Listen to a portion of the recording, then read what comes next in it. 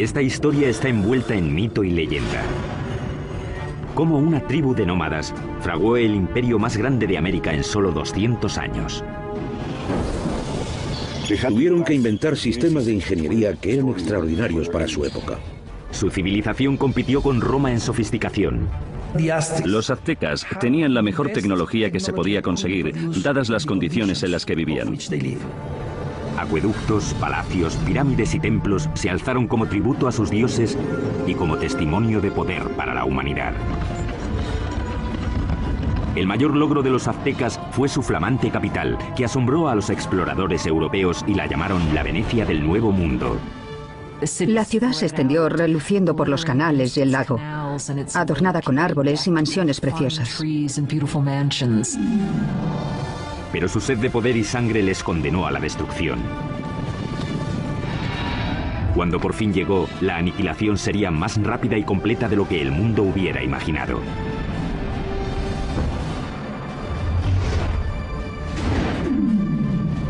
La construcción de un imperio, los aztecas. 1325 después de Cristo, centro de México, cerca de la Ciudad de México actual. Una chica joven, una adolescente, celebra su inminente boda. Es la hija de un rey tribal y está a punto de unirse a una tribu nueva que ha sido invitada a su reino. La tribu es conocida ahora como los aztecas. Como parte del ritual, 5 nobles aztecas la llevan a un antiguo templo para la ceremonia. Pero cuando llegaron arriba, los nobles la apartaron del altar y la pusieron sobre una losa que había ante el templo que se usaba para los sacrificios.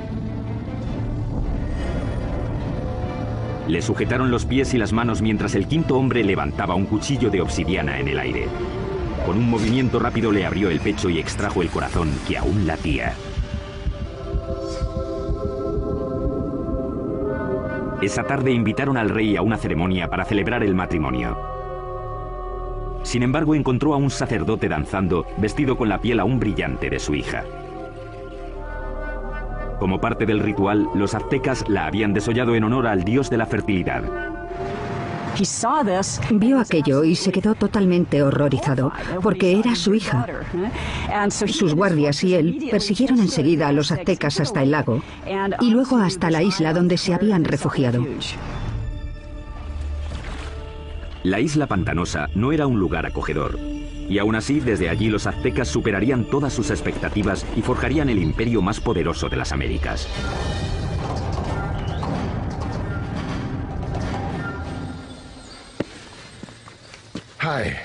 Hola, soy Peter Weller. Cuando pienso en los aztecas, pienso en gente elegante con unos bonitos adornos en el cuerpo y el pelo. Y pienso en una canción de Neil Young sobre Moctezuma y Cortés. Pero también pienso en cuchillos de obsidiana abriendo cavidades pectorales y en manos sacando corazones sangrantes y mostrándolos en alto. La mayoría de los sacrificios aztecas se hacían en un templo en la cima de una pirámide de piedra como esta. Los aztecas pensaban que sin esas ofrendas el sol dejaría de salir y el universo moriría. La historia azteca es una mezcla de hecho y mito, aunque sí sabemos que ese asesinato, con lo horrible que fue, no solo marcó el comienzo del imperio azteca, sino que literalmente marcó el lugar donde empezaría a surgir.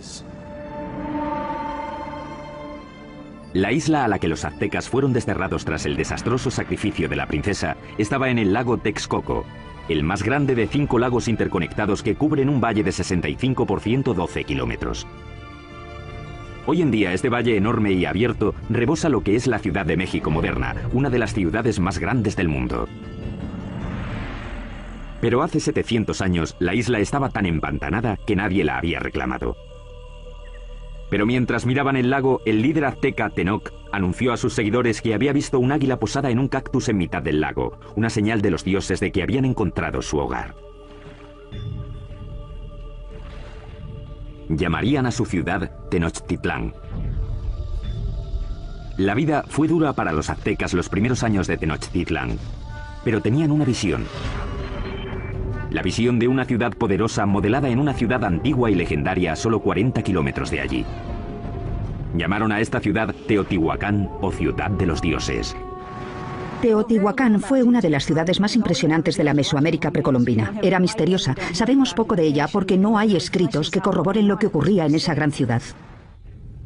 Ya estaba en ruinas hasta en la época azteca, pero creían que era el hogar de los dioses y el sitio donde nacía literalmente el mismísimo sol. El lugar que los aztecas más veneraban de Teotihuacán era una pirámide que se alzaba por encima de los árboles. Se llamaba la Pirámide del Sol. La enorme pirámide solar contiene 765.000 metros cúbicos de tierra y piedra con una base aproximadamente del mismo tamaño que la Gran Pirámide de Giza, en Egipto. Los aztecas creían que Teotihuacán fue diseñada a imagen del cosmos que crearon los dioses. Fue esa imagen la que intentarían reproducir en la construcción de su nueva ciudad, Tenochtitlán.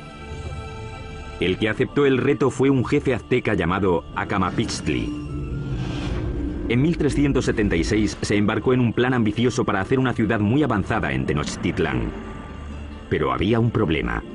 Las islas pantanosas en las que se instalaron requerían mucho trabajo. Cuando empezaran a construir cualquier cosa, empezaría a hundirse. Simplemente no había cimientos sobre los que construir. La solución azteca revolucionaría la arquitectura de las Américas. Empezaron anclando bien los edificios al suelo usando un sistema de pilares de madera. Los trabajadores cortaban estacas de 10 metros de largo por unos 8 o 10 centímetros de ancho. Luego las clavaban en el suelo blando para que sirvieran de cimientos. Los pilares se rodeaban a menudo de piedra volcánica para añadir fuerza. Entonces los albañiles podían hacer muros encima de esa base sin problemas. Consiguieron pilares de madera para sostener la infraestructura, los cimientos de las pirámides. El que no se hundiera ni se inclinara me parece una proeza de la ingeniería. Tenochtitlán era una ciudad-isla, pero los lagos circundantes eran poco profundos, no más de 2 metros en la mayoría de los sitios. Aquello parecía una metrópolis gigante flotando en una charca. Originalmente la única manera de llegar a la ciudad flotante desde tierra era en barco, pero los aztecas inventaron con el tiempo una serie de pasos elevados de hasta 14 metros de ancho que conectaban la ciudad flotante con las provincias de tierra firme. Los pasos estaban sostenidos sobre pilares de madera, como los que sostenían los templos y otros edificios. Tuvieron que clavar miles de esos pilares en el lecho del lago, y eso presentaba un reto logístico que solo se podía atajar con una mano de obra fuerte y hábil y los mejores ingenieros de Mesoamérica. Para hacer un paso se ponían 2 filas de estacas. Luego se rellenaba el espacio del medio con piedras y tierra hasta que sobrepasaba el nivel del agua en varios metros. Eso permitía a la carretera soportar muchísimo peso. Estos pasos se construyeron muy rectos. Eran muy anchos, con puentes que se abrían y conectaban la ciudad por el norte, el oeste y el sur. Las carreteras permitieron a los aztecas transportar materiales más grandes y pesados para la construcción, aunque eso presentaba un reto nuevo. No existían las bestias de carga en Mesoamérica, así que los humanos lo tenían que hacer todo. No existían las carretas ni la rueda. Las cargas pequeñas se llevaban a la espalda, sujetas con una cuerda que se ajustaba a la frente. Los objetos grandes, como los bloques de piedra o las esculturas de los templos, los arrastraban con cuerdas una gran cantidad de hombres, posiblemente usando troncos como rodamientos. Cuenta la leyenda que un bloque de piedra para un templo requería la fuerza de 1000 hombres para arrastrarlo desde las montañas de tierra firme por el paso y hasta la ciudad. Los pasos también ofrecieron a los aztecas una nueva forma de introducir agua potable en Tenochtitlán. Anteriormente, los aztecas transportaban el agua en canoas desde la orilla. Pero el gran crecimiento de la población les obligó a obtener una solución más avanzada para cubrir la demanda. Querían usar el agua de los manantiales de tierra, así que querían construir un acueducto. Pero los manantiales estaban bajo control de la tribu que dominaba la región, los despiadados tepanecas. Los tepanecas controlaban o dominaban todo el valle. Tenían un imperio muy fuerte y eran los señores, así que los aztecas eran sujetos tributarios de ellos. Mientras crecía la población azteca, la tensión con los tepanecas empezó a surgir. Los aztecas decidieron dar un ultimátum que podría cambiar el equilibrio de poder en la región. La gente de Tenochtitlán no solo exigían a los tepanecas que les dieran el agua, sino que exigían que ayudaran a construir el acueducto. La respuesta de los tepanecas fue rápida y brutal. El rey tepaneca Maxtla envió asesinos que mataron al jefe azteca a sangre fría. Fue la gota final. Tras décadas de dominación, los aztecas se movilizaron y se levantaron contra sus caciques despiadados. E iniciaron una serie de ambiciosos proyectos de construcción alrededor de la ciudad-isla que les valdría la reputación de mejores ingenieros de las Américas. Corría el 1428 y los aztecas habían declarado la guerra a sus caciques, una tribu llamada tepanecas. Pero para ganar a los tepanecas necesitarían una ayudita de sus vecinos. Los aztecas acudieron a la cercana ciudad-estado de Texcoco. Allí un jefe decisivo estaba ascendiendo. Se llamaba Nezahualcóyotl y su liderazgo dominante sería crucial en la creación del imperio azteca. Con Nezahualcóyotl de su parte, los dominados aztecas se lanzaron a la yugular. Lanzaron un ataque total contra la capital tepaneca. Tras un sitio de más de 100 días, rompieron las defensas tepanecas y masacraron a sus opresores. Después de capturar al rey tepaneca Maxtla, el propio rey Nezahualcóyotl le arrancó el corazón y echó su sangre a las aguas del lago Texcoco. De repente las tornas habían cambiado. Ese es el preciso momento del comienzo del imperio, y los aztecas se convirtieron en líderes del Valle de México. Tras conquistar el Valle de México, los aztecas pudieron centrar su atención en llevar agua potable a su ciudad creciente. Notablemente, los aztecas diseñaron y construyeron por su parte algo que solo unos pocos imperios dominarían: el acueducto. El acueducto tenía dos canales, cada uno de 1,20 m de alto por 1 de ancho. Uno se mantenía limpio mientras el otro servía para que no se interrumpiera nunca el flujo de agua. El acueducto de 2 tubos recorría 5 kilómetros desde tierra firme hasta el centro de la ciudad-isla. En la ciudad, el agua llegaba hasta fuentes públicas y embalses y se distribuía al público en grandes jarras de barro o mediante canoas. En comparación con los europeos, los aztecas eran muy limpios. Sabemos que el emperador azteca se bañaba 2 veces al día. Así que en términos de higiene los aztecas estaban mucho más avanzados que los europeos. Mientras los nobles aztecas se bañaban en lujo, en esa época en Europa la peste, provocada por las condiciones insalubres, mataba a millones. El baño del rey Nezahualcóyotl era uno de los más especiales de las Américas. Lo alimentaba un sofisticado acueducto que también llevaba agua corriente a los terrenos de su palacio. Detrás de mí está la colina de Tezcocinco, y en ella, Nezahualcóyotl construyó un fantástico palacio de recreo. Alrededor del palacio había un jardín botánico con todas las flores exóticas de Mesoamérica. Nezahualcóyotl trajo el agua desde las montañas de Sierra Nevada hasta aquí, pasando por las colinas y su palacio, solo para regar las plantas. Para instalar aquí un acueducto, Nezahualcóyotl tuvo que llenar un enorme barranco que había entre Tezcocinco y la siguiente colina. Cuando el agua llegaba a la primera colina, se almacenaba en pequeños remansos construidos para controlar la velocidad del flujo antes de que llegara al acueducto. Tras cruzar el acueducto, el agua corría por un circuito alrededor de la colina de Tezcocinco, desbordándose por los laterales en cascadas para regar los jardines. Acababa en una piscina de roca tallada perfectamente redonda llamada la Bañera del Rey. Desde aquí podía observar sus dominios en Texcoco y su jardín botánico que regaba con su acueducto. Ciertamente es una bañera para un rey. A mediados del siglo XV, mientras el imperio prosperaba, los aztecas decidieron que era hora de elegir un soberano. Se llamaba Moctezuma y sería el primero de los 2 emperadores cuyo nombre se conocería hasta ahora. La primera orden del día de Moctezuma fue expandir las fronteras del imperio. Los aztecas capturaron las ciudades-estado que había al sur, hacia el valle de Oaxaca, al oeste hasta el Pacífico y al este hasta el Golfo de México. En 1449, el imperio contaba ya con 15 millones de habitantes. En el corto periodo de 100 años, los aztecas consiguieron lo imposible: cambiaron el orden del mundo mesoamericano. Pero al tiempo que los aztecas dominaban militarmente, su ciudad-isla era vulnerable a otro tipo de enemigo. Como Nueva Orleans, Tenochtitlán luchaba constantemente con el agua.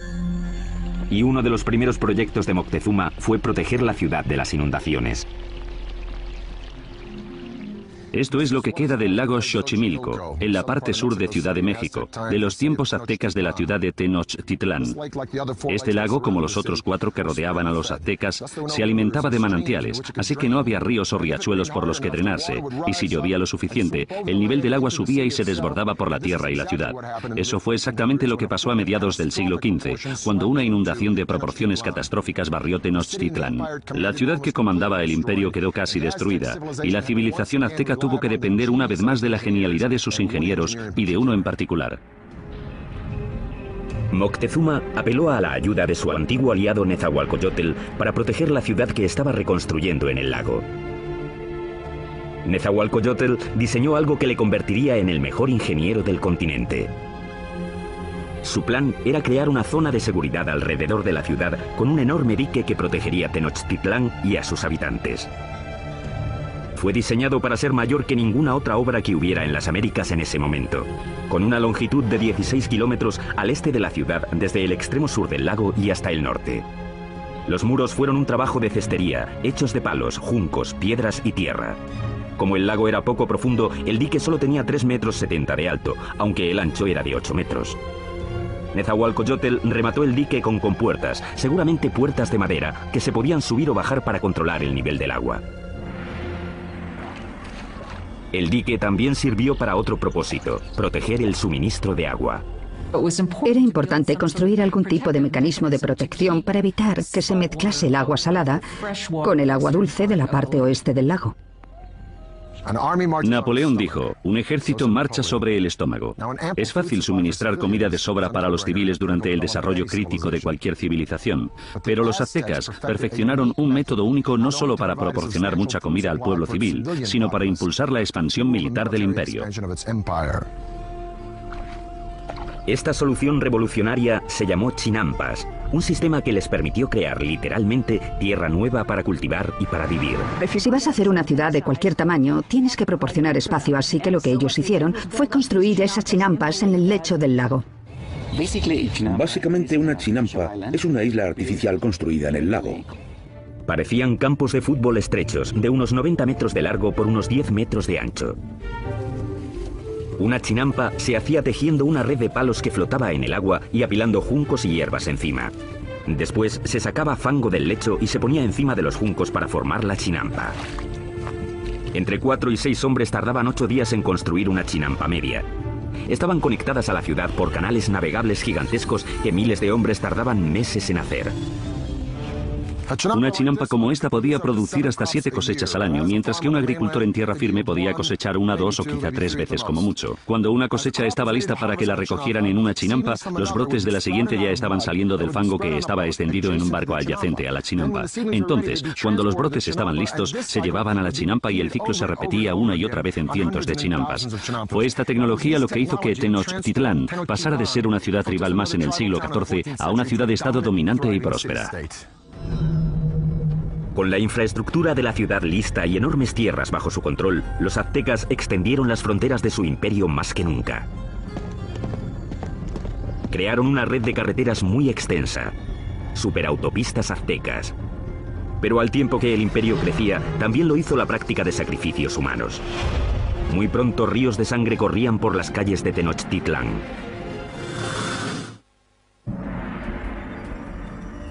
Hoy, Tenochtitlán, la capital del imperio azteca, ha desaparecido, enterrada bajo la actual Ciudad de México. Pero hace 700 años era una capital brillante en ascenso, construida por ingenieros avanzados y liderada por emperadores exuberantes. A finales del siglo XV, la demografía azteca había explotado. Su siguiente gran emperador lanzaría una serie de conquistas que competirían con cualquiera de la historia. Se llamaba Ahuizotl y demostraría que era incluso mejor guerrero que su abuelo, Moctezuma. Para el año 1502, Ahuizotl había conquistado territorios desde la costa pacífica de México y había conseguido que el imperio llegara muy al sur, a Guatemala. Su reinado fue como una edad de oro. Él fue el rey que abrió las rutas de transporte a las zonas costeras y las tierras bajas donde los aztecas tenían sus mayores lujos. Todas las plumas brillantes, el oro, las piedras preciosas que los nobles y soberanos lucían como parte de su estatus, venían de allí. Para transportar riquezas al corazón del imperio, los aztecas construyeron una red de superautopistas que cruzaban México central. Corredores de relevo se apostaban cada 8 kilómetros para crear una especie de UPS antigua. Se podían enviar mensajes o bienes desde la costa del Golfo hasta Tenochtitlán, a 320 kilómetros en solo 24 horas, más rápido que el servicio postal actual. Con el imperio en su esplendor, los aztecas de Ahuizotl se embarcaron en el mayor proyecto de construcción, una enorme pirámide en el mismo centro de Tenochtitlán, el símbolo del poder absoluto. Se la llamó Templo Mayor. La base de la pirámide tenía 75 metros de fondo por 100 metros de ancho y se elevaba a una altura de 15 pisos. Había al menos 117 escalones en 2 escaleras que subían 60 metros y que llevaban a 2 templos en honor a los dioses de la lluvia y de la guerra. El templo se reconstruyó en el mismo lugar 7 veces, comenzando en 1325 con la fundación de la ciudad. La pirámide crecía al tiempo que lo hacía el imperio. Cada piso simplemente se añadía encima del piso anterior. El Templo Mayor se construyó principalmente con una piedra llamada tezontle, que es volcánica y pesa muy poco. Eso evitaba que el templo se hundiera. Para los suelos y paredes, La petite robe noire, love at first sight, Guerlain. Los aztecas aplicaron un revoque de cal, que era una especie de cemento. Algunos ejemplos encontrados hoy son tan duros como el cemento moderno, incluso después de 500 años. Los albañiles aztecas trabajaron durante décadas para completar su monumento a los dioses. El templo estuvo enterrado hasta 1978, cuando la compañía eléctrica cavó una zanja y descubrió accidentalmente una enorme piedra tallada y las ruinas del templo con ella. El disco tiene 3,5 metros de diámetro, pesa 20 toneladas y representa el cuerpo desmembrado de la diosa Coyolxauhqui. Coyolxauhqui era la diosa de la luna, y su hermano la mató porque se quedó embarazada de una forma vergonzosa. Los aztecas no eran nada mojigatos. De hecho, los nobles tenían muchas mujeres y concubinas. Pero entre el populacho, sobre todo las mujeres, el adulterio estaba prohibido y se castigaba severamente, a menudo con la muerte. Según la leyenda, el hermano de la diosa de la luna le cortó la cabeza y tras decapitarla tiró el cuerpo por una colina. Los aztecas representaban este asesinato literalmente y a menudo en festivales durante todo el año. Decapitaban a sus víctimas en la cima de la pirámide y luego tiraban los cuerpos por las escaleras hasta la gran piedra de abajo. Para los romanos, el tesoro más preciado era el oro. Para los egipcios era el más allá. Para los aztecas era la sangre humana. Creían que tenía que haber reciprocidad con los dioses, así que tenían que agradecer a los dioses dándoles lo más preciado que tenían, que era la sangre humana. Los aztecas la llamaban agua preciosa y creían que si los dioses no la recibían en grandes cantidades, el mundo acabaría en apocalipsis. Adornar los muros interiores de los templos con sangre humana fresca era práctica común. Y el olor tenía que ser horrible. Para dedicar su expansión del gran templo, el emperador Ahuitzotl hizo un sacrificio en masa. Las cabezas de las víctimas se expusieron con orgullo en estantes alrededor del templo. Según las crónicas, dicen que sacrificaron a 20.000 personas. Desde un punto de vista práctico y desde un punto de vista científico, parece imposible. Así que creo que la crónica, que la escribieron fuentes españolas, quería decir que a sus ojos había muchos. Durante el reinado de Ahuitzotl, las sangrías se dispararon. La vida en Tenochtitlán se convirtió en una orgía de muerte. Llevaban tanto a amigos como a enemigos para presenciar los sacrificios. Siempre eran sacrificios rituales, siempre son eventos, pero también eran declaraciones políticas, una forma de intimidación. En el momento de la muerte de Ahuitzotl, los aztecas habían institucionalizado los sacrificios y habían convertido los asesinatos en el campo de batalla en un arte. Eran los guerreros más feroces de América, una élite que tendría un espectacular templo dedicado. Pero ni siquiera ellos estaban preparados para la guerra de los mundos que les iba a caer encima. Corría el año 1502.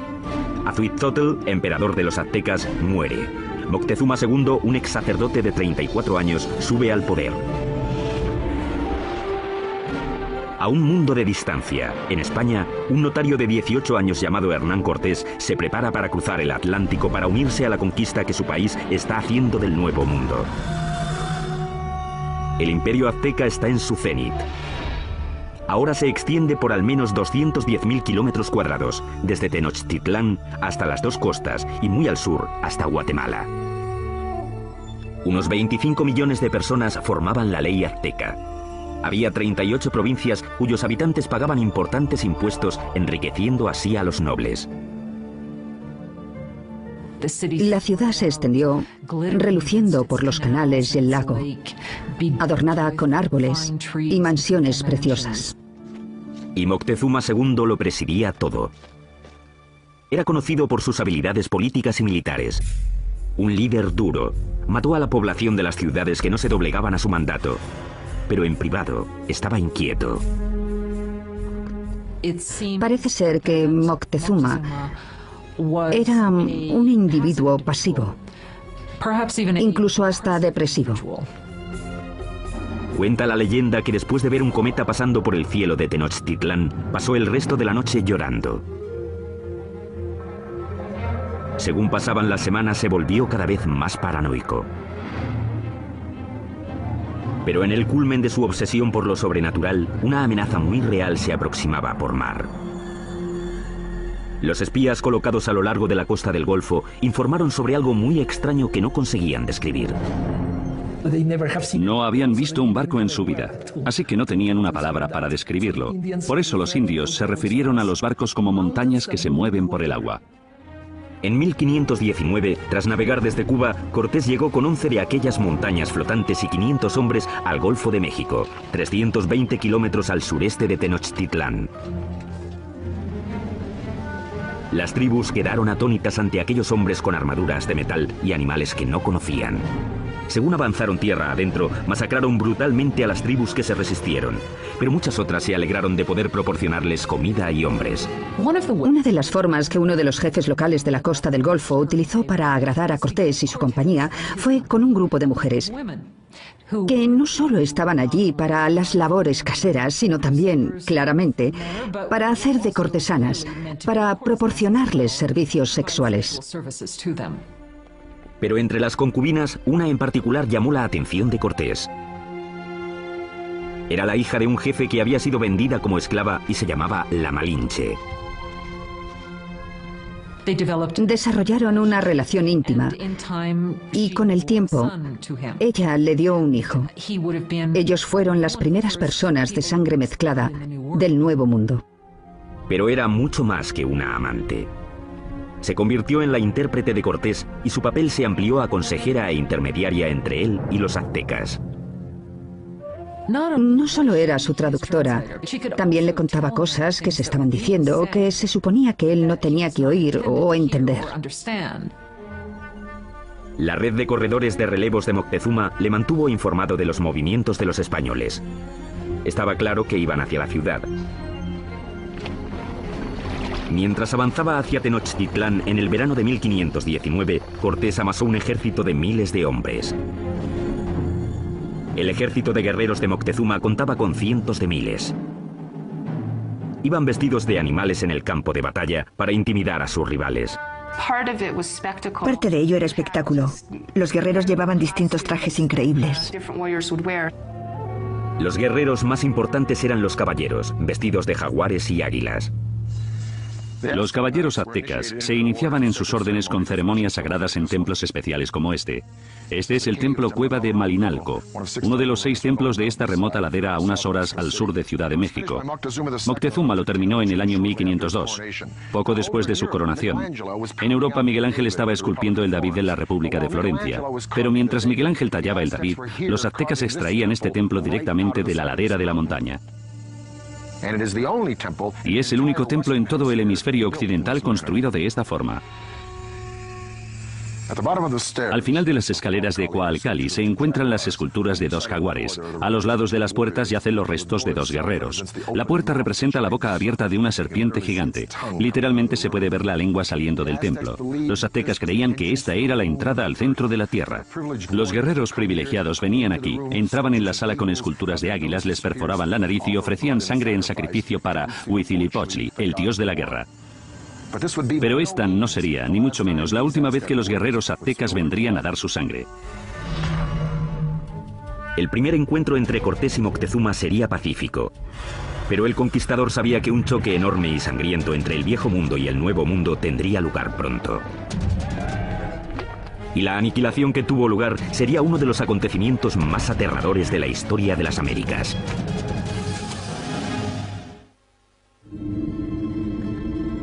Otoño de 1519. El conquistador español Hernán Cortés ha llegado por fin a la brillante capital azteca de la que tanto ha oído hablar, Tenochtitlán. Cuando los españoles vieron por primera vez Tenochtitlán, debieron pensar que era una visión, que estaban entrando en alguna especie de sueño. Una enorme fuerza de guerreros nativos aliados contra los aztecas le acompaña mientras avanza por el paso principal hacia la ciudad. El encuentro entre Cortés y Moctezuma en el paso hacia Tenochtitlán tuvo que ser uno de los acontecimientos más impresionantes de la historia del mundo. Fue un encuentro entre dos mundos distintos.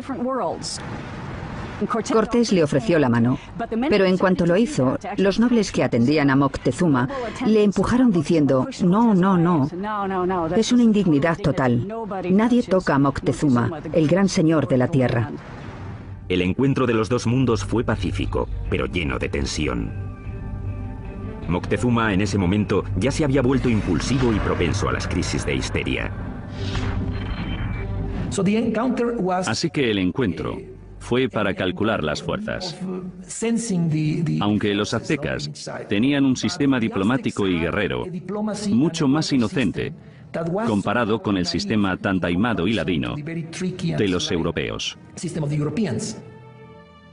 Moctezuma invitó a los españoles a quedarse en uno de sus palacios. Resultó ser un error catastrófico.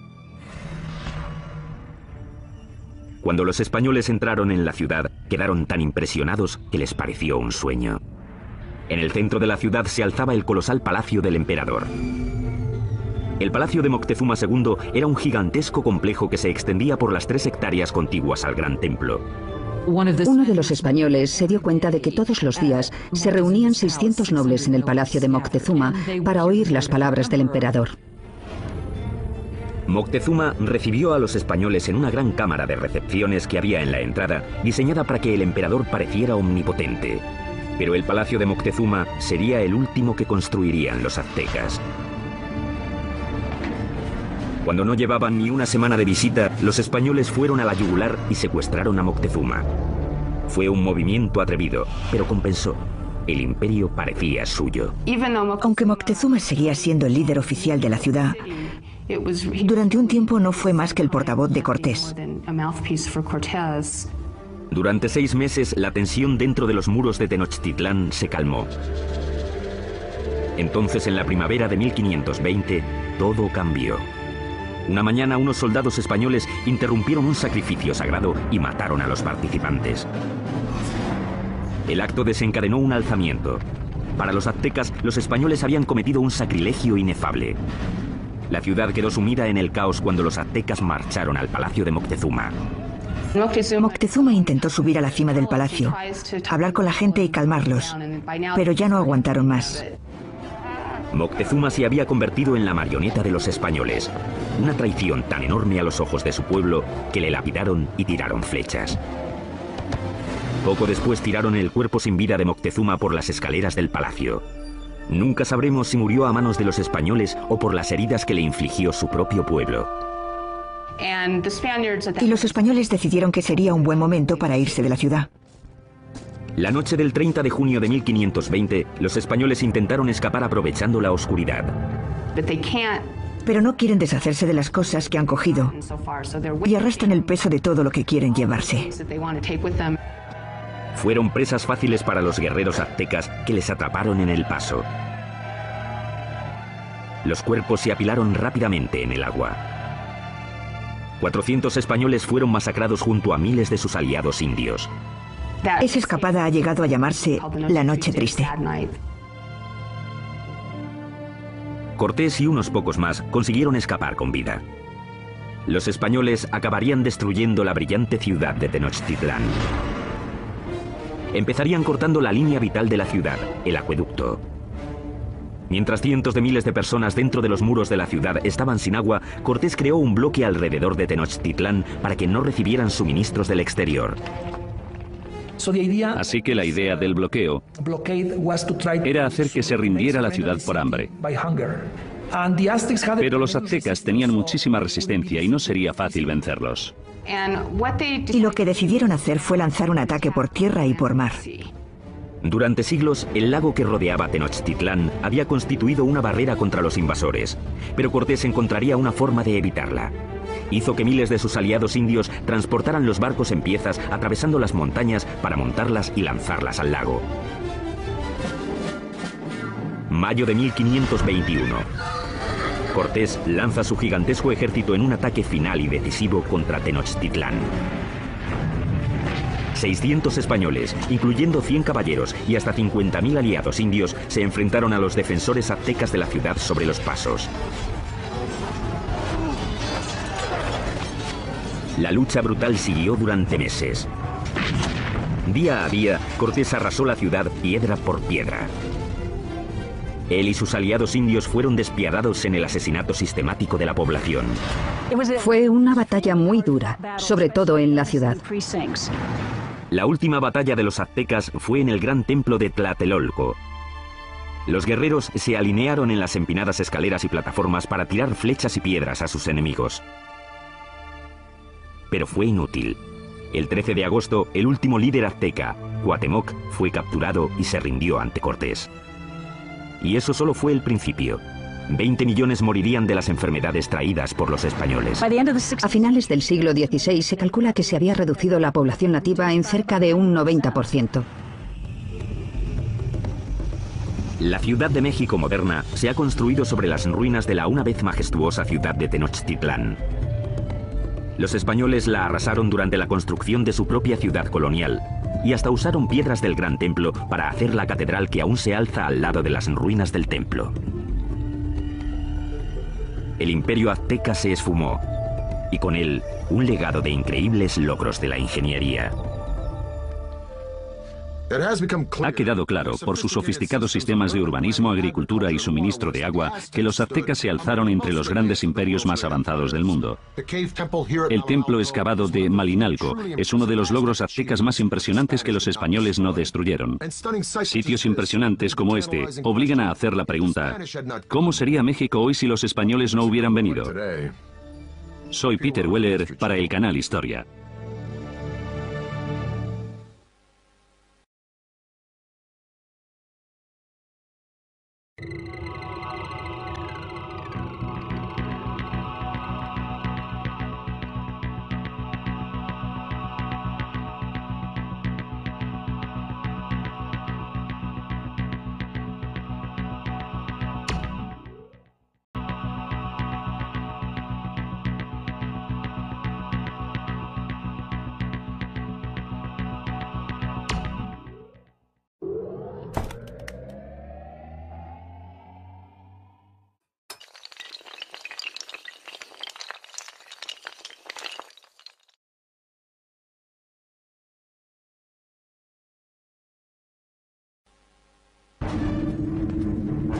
Esta historia está envuelta en mito y leyenda.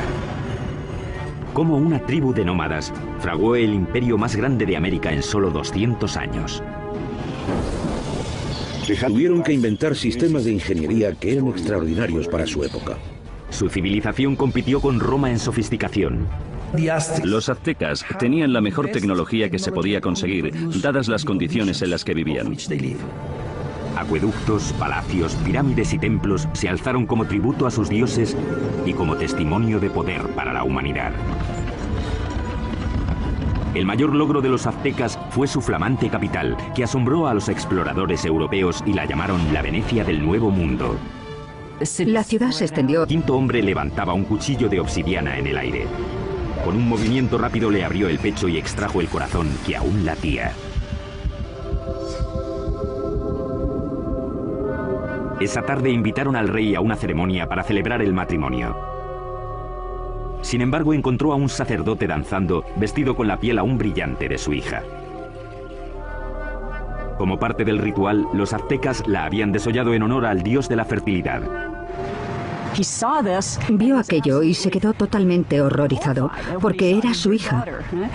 Sus guardias y él persiguieron enseguida a los aztecas hasta el lago y luego hasta la isla donde se habían refugiado. La isla pantanosa no era un lugar acogedor, y aún así desde allí los aztecas superarían todas sus expectativas y forjarían el imperio más poderoso de las Américas.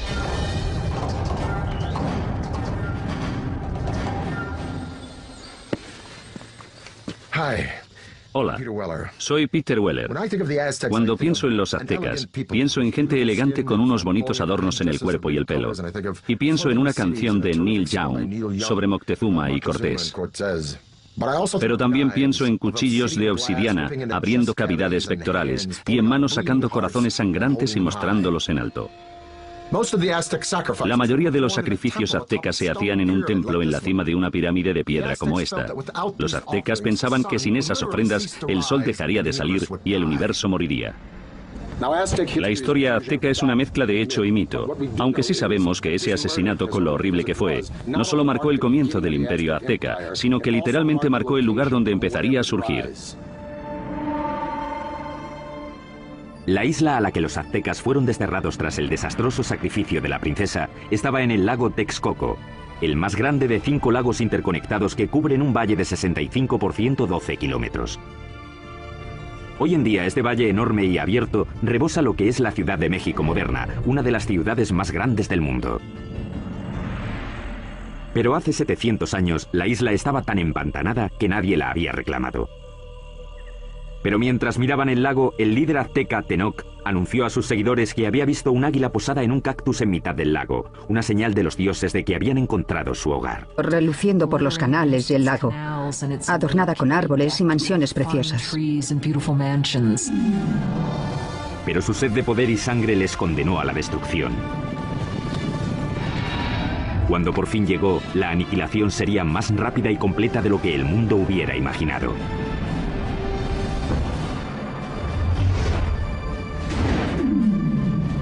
La construcción de un imperio, los aztecas. 1325 después de Cristo, centro de México, cerca de la Ciudad de México actual. Una chica joven, una adolescente, celebra su inminente boda. Es la hija de un rey tribal y está a punto de unirse a una tribu nueva que ha sido invitada a su reino. La tribu es conocida ahora como los aztecas. Como parte del ritual, 5 nobles aztecas la llevan a un antiguo templo para la ceremonia. Pero cuando llegaron arriba, los nobles la apartaron del altar y la pusieron sobre una losa que había ante el templo que se usaba para los sacrificios. Le sujetaron los pies y las manos mientras llamarían a su ciudad Tenochtitlán. La vida fue dura para los aztecas los primeros años de Tenochtitlán, pero tenían una visión. La visión de una ciudad poderosa modelada en una ciudad antigua y legendaria a solo 40 kilómetros de allí. Llamaron a esta ciudad Teotihuacán o Ciudad de los Dioses. Teotihuacán fue una de las ciudades más impresionantes de la Mesoamérica precolombina. Era misteriosa. Sabemos poco de ella porque no hay escritos que corroboren lo que ocurría en esa gran ciudad.